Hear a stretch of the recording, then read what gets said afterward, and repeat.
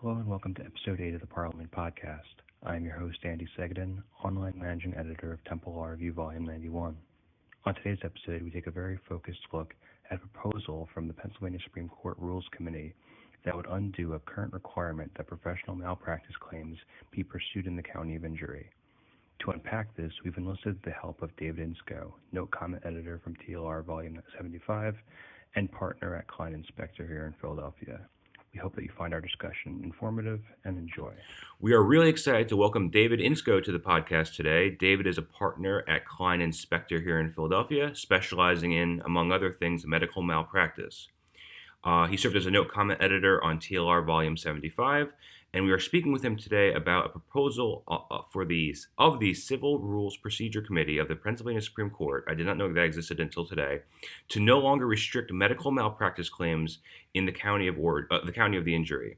There is a lot of disagreement on this, kind of moving in both directions regarding this proposal. So we're pretty excited to have David speak with us. I think the one thing that David and I were kind of emailing back and forth before this is that it'll certainly make for busier dockets, at least in Philadelphia and Allegheny counties.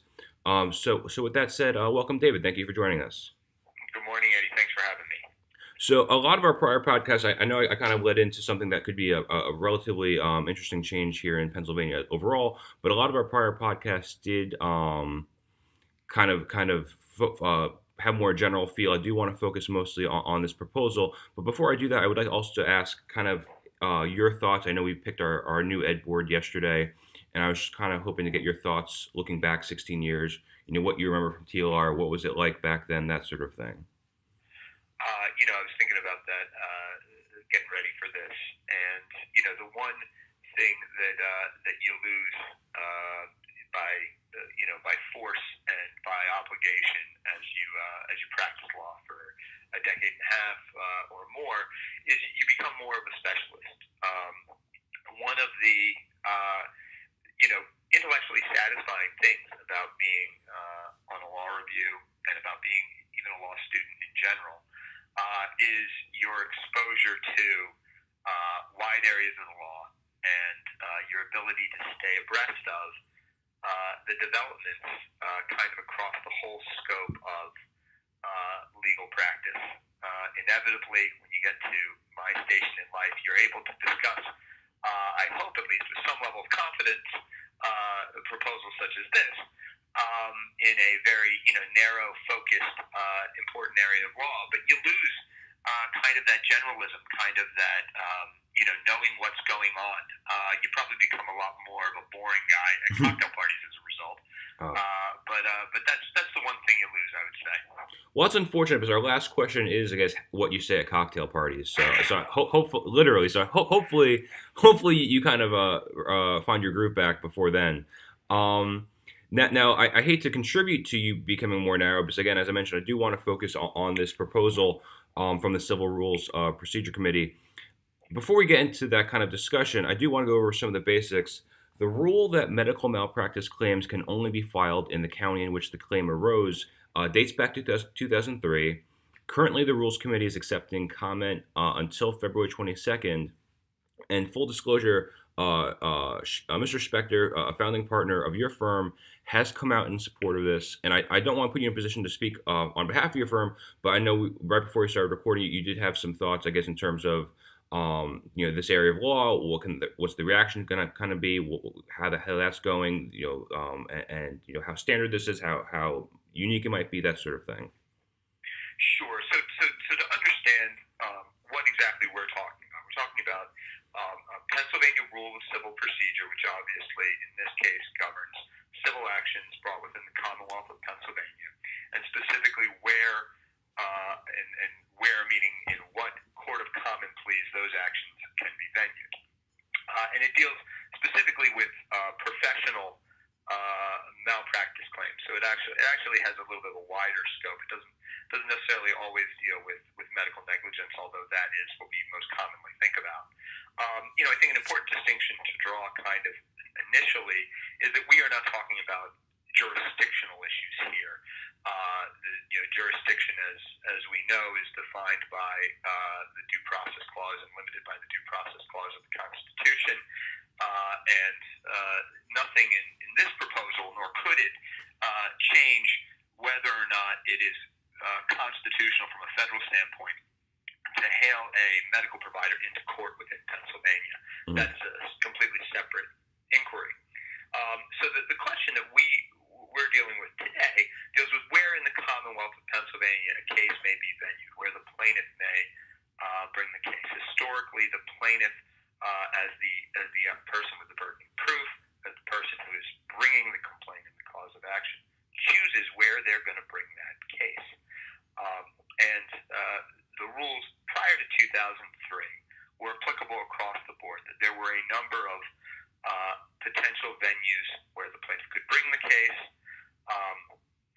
where the defendant resides, where the defendant, if that defendant is a corporation, regularly conducts business, and where the cause of action arose, those being the three kind of primary places where a case could be venued. In 2003, as you identified, that rule was changed and specific to only one area of law, that being professional malpractice. And for a professional malpractice claim, there were special venue rules inserted, and those special rules required that the claim could only be filed in the county where the claim arose. So that's where we are now. We have been practicing under that special rule for approximately the last 15 years. During that, at this point, there's a proposal before the Pennsylvania Rules Committee, which is essentially seeking to eliminate that special venue provision. But I don't consider this an amendment, as more of a correction and restoring medical negligence cases, professional negligence cases, to a level playing field. And to your exact point, I know I was reading an interview with Mr. Specter, and there the point was made that the proposed change or correction, as you might call it, puts medical malpractice or workplace or professional malpractice more generally on the same footing as other civil litigation, so that you can basically file any suit, to your point, where a defendant maybe regularly conducts business, and then even that could be subject to potential removal. As somebody who's obviously very active in this space, but also just looking at your biography, you've been involved in other civil matters, workplace injury, sexual abuse, others. Can you talk a little bit about how, as a practitioner, how you've kind of interacted with this rule between, I guess, certain cases in which case this wouldn't apply, and maybe in your medical malpractice practice? Sure. So my practice focuses on a wide range of catastrophic injury cases, including workplace injuries, including sexual abuse, and also has, for the past 13 years, included significant claims in medical malpractice. And I said litigated cases across more than 20 counties in the Commonwealth of Pennsylvania. So I'm familiar with different venues, at least, through my experience. So what this rule is doing is it is simply treating the victims of medical negligence the same way that victims of any other tort are treated.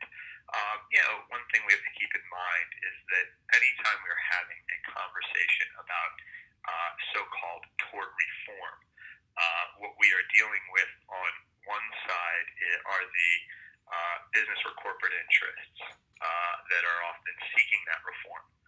The parties on the other side, the injured individuals that will be affected by that reform, they're not up in arms because, by definition, they haven't been injured yet.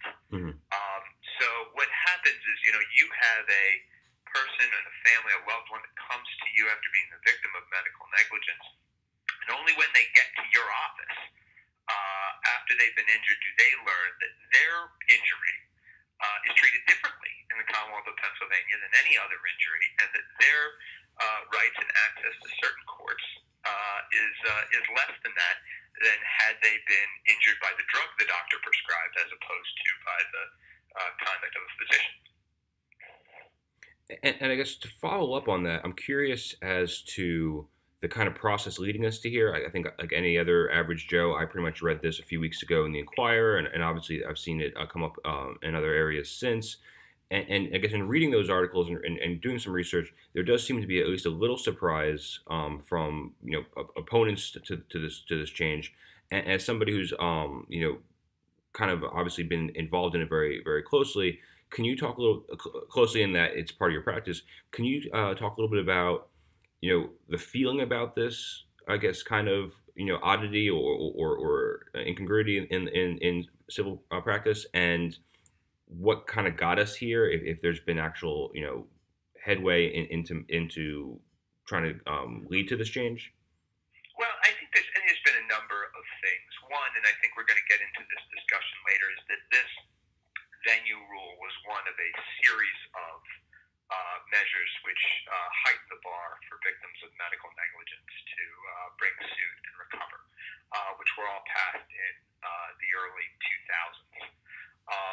And this is one of those measures. So when we are going to discuss kind of how things are different in 2018 than they were in 2002 and 3 when these measures came into effect, it's going to be the result of a number of measures working together. Mm-hmm. Another thing that has happened in that time span and continues to happen probably with an accelerating rate is that the practice of medicine and the business of medicine has changed and evolved. Hospitals are continually consolidating and health systems are continuing to grow. It is becoming less of an individual physician or a small physician practice operating independently. 20 years ago, your family care doctor, your cardiologist, your surgeon, if you needed one, all were members of a different, privately owned practice group. And they practiced at the largesse of the hospital where you may go, but they weren't employees of that hospital. That is rapidly changing, and now I think anyone who certainly lives in Philadelphia, and seeks medical care in Philadelphia, as I do, when you go to the doctor, you're going to an employee of one of, maybe 3, maybe 4 large medical companies, medical provider corporations, and the result of that is that they operate regionally throughout the state, across county lines, and they make large amounts of money doing it. I think that when you look at it is a question to evaluate the fairness of these large corporations having special rules. Currently, 17 of the top 50 employers in the Commonwealth of Pennsylvania are healthcare providers, or corporate healthcare providers. This isn't necessarily a rule that's going to be affecting kind of average Joe or your family doctor on the corner from the 1960 Norman Rockwell paintings. And I think, and I'm curious. I guess my next question, as you know, kind of people might be curious. Okay, what's the big deal here? What will this actually change in practice? And I do have some exposition for those people. And I'm actually curious to hear. You mentioned that these changes aren't reflective of just this change. There are other factors in play, which I'm curious to hear about. So to put it in perspective, should this change occur, there's the expectation that claims will shift heavily into Philadelphia and Allegheny counties, where plaintiffs are not only more likely to be successful, but more likely to draw higher jury verdicts. In 2017, there were 224 medical malpractice claims, a 43.4% decrease from the 396 claims that were filed from 2000 to 2002 in Allegheny County. And in Philadelphia, it went down by 66.3% from a 1,204 average from 2000 to 2002 to 416 in 2017. And the number of $1 million verdicts dropped in Philadelphia from 73 from 2000 to 2002 to 13 from 2015 to 2017. Again, that was a ton of exposition. I know that you mentioned that this is not just this rule change, impact, but I am curious as to what you expect if this I guess adjustment were to take place. What would happen to the legal markets in Philadelphia and Pittsburgh? And I guess is this? I know we talked before. Is this going to change medical malpractice law, or is it just going to change where it's taking place? Well, so first of all, I think that most in this area, and this is an area that generally not everyone at the plaintiff's bar, those representing victims, does, and not everyone in the defense bar does. It tends to be people who have some specialization in the area because of the area of law as well as the complex nature of the claims. I don't believe that this change is going to change the fact that most of the lawyers that do that are in relatively major cities or in high population areas. So I don't know that from where the business is taking place is going to change very much. As I told you, I've litigated cases in 20 counties. So obviously plaintiffs who are injured across the Commonwealth are finding lawyers based in the large urban areas. But really to address the issue of the change, what happened in the number of filings in Allegheny and Philadelphia from 2002 to 2017 is we need to look at the fact that there was a number of changes that were enacted at that time, which raised the bar for the filing of medical negligence claims. And among those, there is a restriction on the type of experts and the qualification of experts that the plaintiff needs to have to support his claim. The plaintiff, in order to bring a claim now, must have an expert who has signed off on the case, who has reviewed it and agreed that it has merit, an expert in the specific area of area of medicine in which the claim arose. Those are all changes that took place in 2002. Those are substantive changes that will be unaffected by this rule change.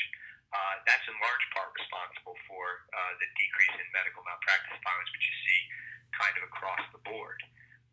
So it's impossible to say that the decrease is related solely to this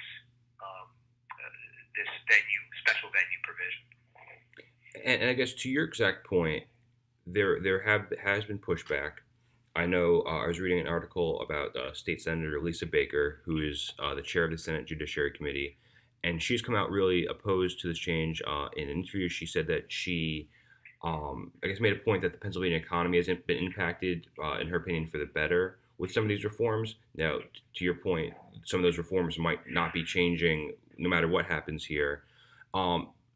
But I guess fair to say she kind of thought she saw, I guess, the early 2000s as a medical malpractice crisis. I'm not sure. Some people might not see it that way. That's how she kind of put it.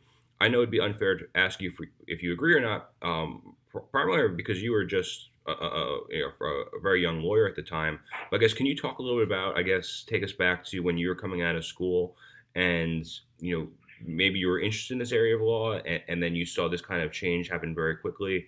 I guess how that took place, and if you recall that, what that was like, and I guess what you're looking at now in terms of being more established in your career, obviously. So these changes were brought about, with a large push from the insurance lobby, and I think that it continues to be the case when we look at tort reform. In any iteration, and that's what this is. It is, we bring up things like economy, and we talk about insurance rates, but I think what is left out of the fact that these involve victims of a tort who have suffered personal injury, and while when we talk about large verdicts, we are not talking merely about numbers, but we're talking about human beings and families whose children may have been catastrophically and permanently injured, who have lost the breadwinners for their home, who have lost their spouses. To talk about what's good for the economy and ignore the fact that we're talking about individuals who are injured, and if we or our loved ones were injured, we would want equal rights and access to courts no matter where it happened.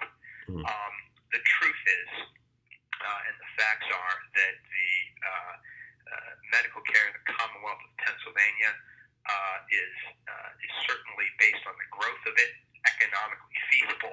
It is economically successful to those who are participating in it. There are a vast number of insurers writing medical negligence insurance policies, and there are a vast number of providers and availability of providers in the Commonwealth of Pennsylvania. Certainly there are a large number of providers in those areas which the defense bar and lobby would say are the areas where these large verdicts occur. If there's any issue with access to care, it occurs in the rural areas in the Commonwealth of Pennsylvania.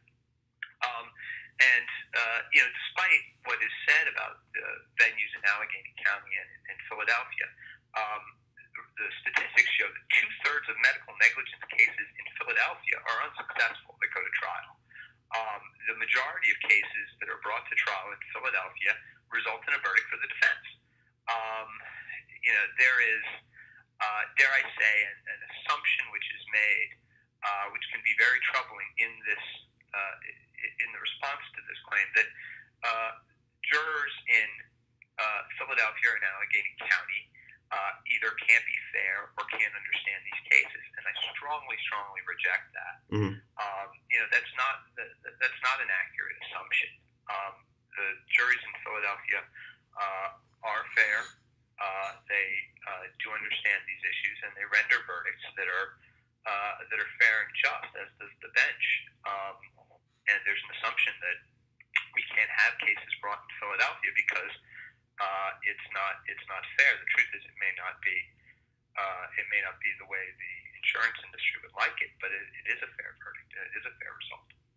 And I guess to your exact question, because my next question was going to be focused on some criticisms that physicians have made.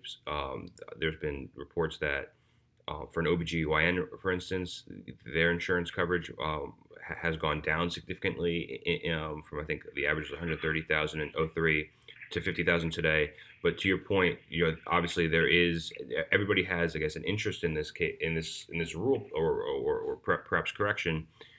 I guess, do you see a compromise, or do you see, I guess, any way of easing concerns while also at your same time, and to the point we made earlier, putting these sorts of cases on the same footing as any other civil action? I guess, is there a compromise there? Is it a situation where one side's going to either have to keep doing what they're doing and not be happy about it, or be frustrated by it, or I guess, is there any way to make both sides happy, or is somebody going to come out of this disappointed? Well, I think that we have to come back to the fact that the special venue provision, which makes medical negligence treated differently than other claims, is just one of a number of things that happen to heighten the bar for plaintiffs and make medical negligence cases more difficult. The results that we talk about when you talk about the drop in premiums, that is due to a number of factors in any insurance industry. But just looking at claims are different now based on the substantive changes, the certificate of merit rules, the expert requirements, and this is not a rollback to everything the way it was in 2000. This is merely an elimination of one special provision which was given to healthcare providers. I think that one of the things we have to keep in mind is that this does not subject every medical negligence case in the Commonwealth of Pennsylvania to venue in either Philadelphia or Allegheny County. Far from it. A defendant can only be brought into court in any case when one of the defendants regularly conducts business in Philadelphia County or the county in which the case is venued, and that's not necessarily an easy bar. That's given scrutiny by the court. It is not incidental contacts. It means that there has to be a regular and continuous business operation within that county before anyone can be brought in. The other thing is that if a case is so remote from the county that it is vexatious to be venued in that county, say hypothetically something that happened in Erie, Pennsylvania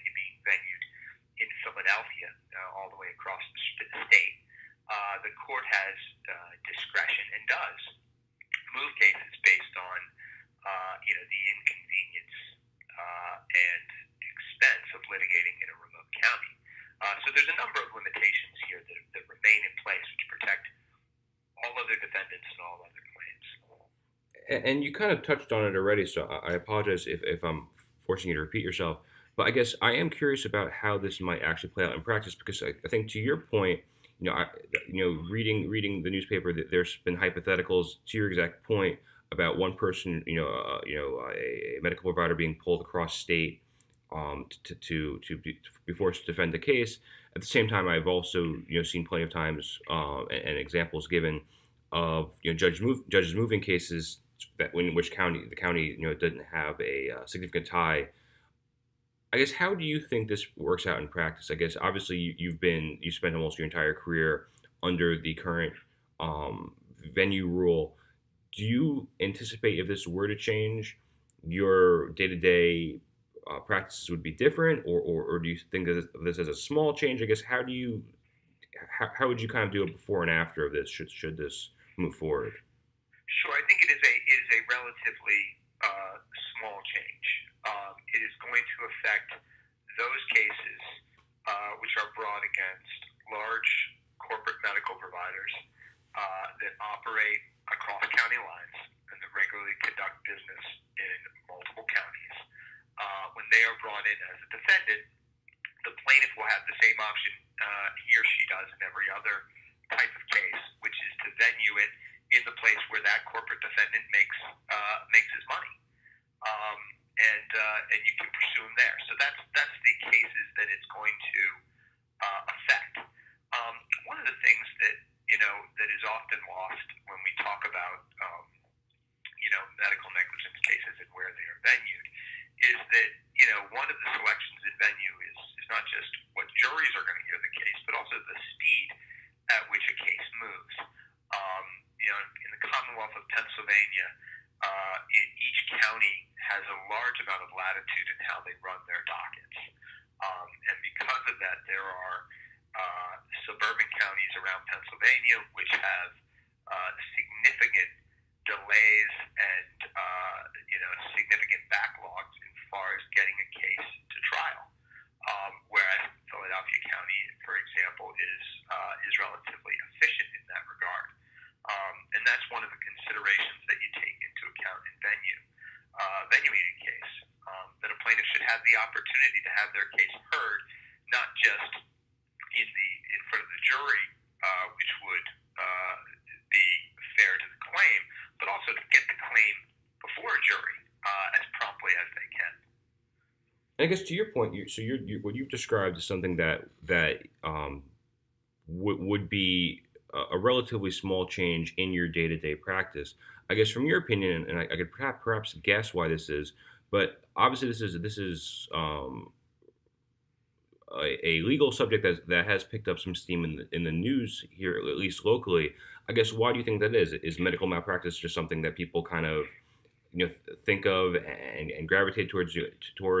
Is it obviously there are there's a lot of opposition on both sides, or favoritism at least on one side? I guess what do you think is driving the public interest in this particular subject?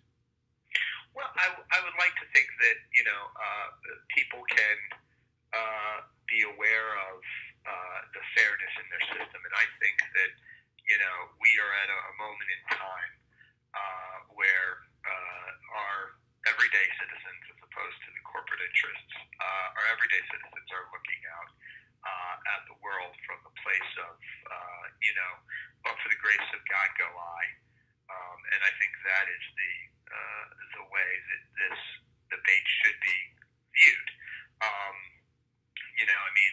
Average person who goes to see their doctor or takes their child or loved one to the hospital is not thinking they're going to be a victim of medical negligence.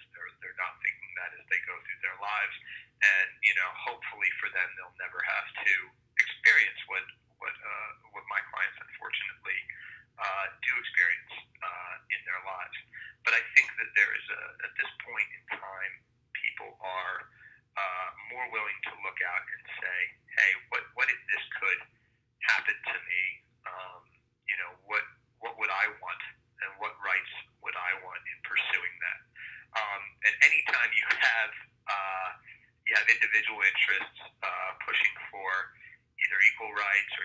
access to courts or equal access to justice, there's an opposing force that comes up, and that is from business interests and corporations, and in this case, medical corporations, that seeks to oppose that change because that change may affect their bottom line, even though it may, in the end, benefit patients, may in the end benefit care. And just so I understand you correctly, so I guess you're attributing this, at least in part, to the current political climate. I think there is. In a somewhat more progressive, reactionary climate in some parts of our Commonwealth. I do. And I guess in terms of, would you attribute this, momentum towards this potential correction to defendants themselves, or I'm sorry, plaintiffs themselves, or I guess I'm curious as to I guess the momentum that kind of led to the committee considering this. I guess, is this something that you feel as though grew out of I guess the political climate? What are they unrelated and they've kind of intertwined? I guess, how did that happen? Well, I think that one thing you have to say about our rules committee, and one thing we haven't talked about is how these changes take place. The Pennsylvania Rules of Civil Procedure are reviewed and amendments and changes recommended by a multidisciplinary committee that includes attorneys, that includes members of the bar, includes attorneys from all areas of practice, and they do and have done a very good job at looking at those rules and where they can be improved upon and where there is need for a correction, in this case, recorrection. So I think that, I don't want to say that they've been motivated by any particular force other than the fact that they do a good job of looking at those rules and have generally for years looked at them from both plaintiff and defense in a way that tries to create a fair and equal playing field for litigants. Understood. And I guess, not to put you on the spot, but I guess prediction time. What do you? Obviously, the public comment period ends on February 22nd. I guess, what do you anticipate happening here? Well, anticipation is a tough word. I would say I'm optimistic that the Rules Committee will do what they're supposed to do, which is evaluate things, make it look, make the rules fair. Make a level playing field. I mean, when you are a litigant, no matter what side of the V you are on, what you strive for is you strive for a fair and just process. And one that treats certain claims differently than other claims merely because of the manner in which they were injured does not meet that test of a fair and level playing field.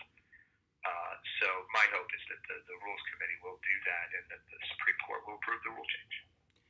And I guess I do feel bad because there are obviously many aspects of medical malpractice and professional malpractice. Obviously, this is the big legal news now, not just in malpractice, but just in Pennsylvania overall. I guess I'm curious, in your experience, what have we failed to get to today, which I'm sure is a lot, that is exciting in this field? And I guess, what would you say to a student that is maybe looking into this area of law, is interested in potentially pursuing a career in what you do? So, I mean, one of the great things about practicing in this area of law is that you learn not just legal concepts, but that you learn and are forced to learn complex medical concepts. And, if there is an interest in this area of law, you are not going to be able to practice in it without understanding at least some level of medicine. I mean, I'm lucky that I work at a law firm which has several physician attorneys at it, so I have access to high-level resources. But you need to understand the way medicine is practiced, both from a scientific medical practice as well as from a business end. And one of the things that I thought of is that in the 16 years that I have been out of law school, coming up on 17, I guess, the biggest change that we have seen is the evolution of electronic medical records.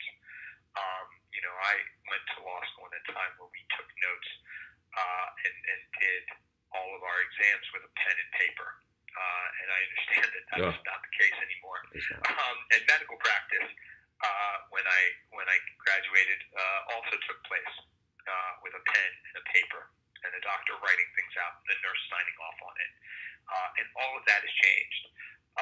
So someone new and of a newer vintage coming out of law school now has the opportunity to understand the role that the electronics, the way the computers and the electronic medical records, the role that they play in the delivery of care, and in doctors' decisions, and in sometimes mistakes.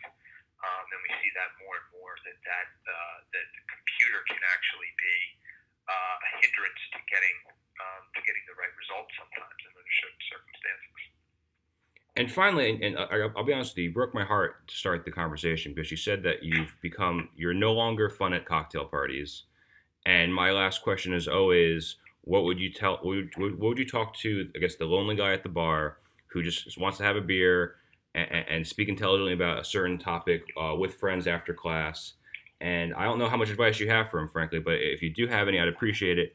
I guess we talked today about the proposal and how in some ways it's polarizing. A lot of people feel as though it's something that should put all civil actions on the same footing. Other people feel as though progress has been made, and even if that's not the only contributor to some of the changes that have taken place over the last 15 years, you should at least keep it. I guess whether people ultimately like it or not, what aspect of this particular debate do you think might be maybe not fun, but certainly interesting for people, reasonable minds, to kind of talk about and grapple with? So, first of all, I just want to point out that you said I was less fun. It is Okay. so fun. I And I think that passage of a couple decades maybe makes all of us a little less "quote unquote" fun. Oh no. So my number one advice that I would give to the lonely guy at the bar who wants to be interesting as he embarks on a legal career is that he not talk about the law, and that all lawyers remember that they are human beings first, and that they should have diverse interests and diverse things to talk about the full human experience, whether it be family, croquet, basketball, you name it. Don't let your career, your work, or your school be the definition of who you are. But if you choose to ignore that and you want to discuss medical negligence for a brief period of time, you'll have someone listen to you. I think we always need to remember that there is another perspective, and that is the perspective of the potential victim of a tort. And most people graduating law school will never be the CEO of a healthcare provider. Probably at this point they won't go back to school and be a doctor, but they could, or their loved one could be the victim of medical negligence, could be the victim of a tort. We don't like to think about that happening for obvious reasons, nor should we, but we need to keep that in mind, that there are people who do suffer catastrophic injuries as a result of negligence of others, and their lives get changed. And we can't lose that perspective because it's not as clearly articulated as the quote unquote business interests and the economy and interests like that often get the podium. Well, David, I'll try to get into some croquet, but I think your point is well taken. That maybe medical malpractice or any other law is probably not best for a few drinks at the bar. But I really do appreciate you taking some time with us. It was a pleasure, and hope to hear from you again soon. Thank you, Andy. Anytime. Take care.